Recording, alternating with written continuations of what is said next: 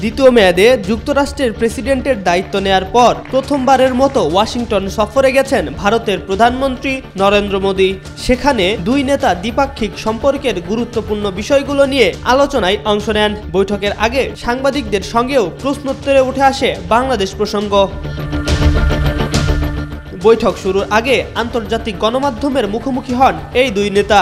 এ সময় একে অপরকে আলিঙ্গন করেন ও হাত মেলান ট্রাম্প ও নরেন্দ্র মোদী।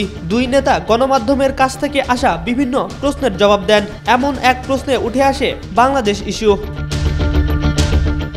ভারতীয় এক সাংবাদিক ট্রাম্পকে প্রশ্ন করেন, বাংলাদেশ বিষয়ে আপনার অভিমত কি? কারণ এটা স্পষ্ট যে মার্কিন প্রশাসনের আমলে মার্কিন ডিপ স্টেট বাংলাদেশ সরকার পরিবর্তনের সঙ্গে জড়িত ছিল।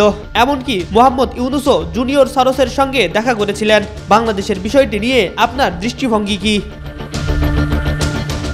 এক্ষেত্রে আমাদের ডিপ স্টেটের কোনো ভূমিকাই ছিল না। এটা এমন একটি বিষয় যেটা নিয়ে প্রধানমন্ত্রী মোদী দীর্ঘদিন ধরে কাজ করছেন এবং সত্য বলতে শত শত বছর ধরে এ বিষয়টি নিয়ে কাজ চলছে। কিন্তু আমি এটা প্রধানমন্ত্রী মোদীর হাতে ছেড়ে দিচ্ছি। তবে ট্রাম্পের এই বক্তব্যের প্রতিক্রিয়ায় একদমই এড়িয়ে গেছেন নরেন্দ্র মোদী। সংবাদ সম্মেলনে বাংলাদেশ ইস্যুতে কোনো কথাও বলেননি তিনি।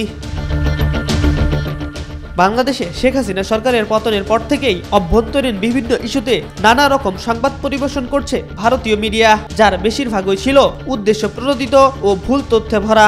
সম্প্রতি হাসিনাকে সরানোর পেছনে যুক্তরাষ্ট্রের বিভিন্ন উন্নয়ন সংস্থা জড়িত থাকার বিষয়ে খবর প্রকাশ করেছে ভারতের বিভিন্ন গণমাধ্যম। যদিও বাংলাদেশের ক্ষমতার পট পরিবর্তনের সঙ্গে জড়িত থাকার বিষয়টি বরাবরই অস্বীকার করে আসছে যুক্তরাষ্ট্র। এছাড়া ট্রাম্পের এই মন্তব্য ভারতীয় গণমাধ্যমের এসব প্রতিবেদনের যথার্থতাকেই এবার প্রশ্নের মুখে ফেলল বলে মনে হচ্ছে। এম আর আকাশ, আজকাল।